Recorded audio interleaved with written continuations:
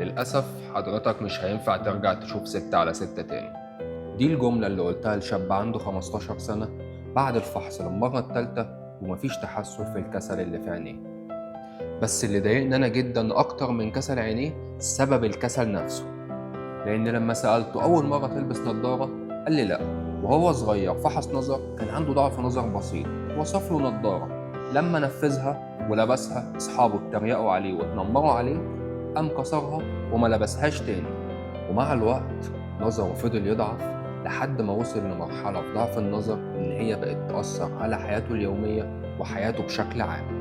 فجاء عشان يفحص نظره، فحصنا له نظره وطلع عنده ضعف نظر شديد وكسل في عينه الاتنين وعينه مش بتوصل ل6/6. الدكتورة وصفت له نظارة ونصحته يعمل اوكلوجن أو تدريب لعينيه مرتين 3 شهور في 3 شهور، بس للأسف مفيش تحسن، والنتيجة كسل دائم في العينين.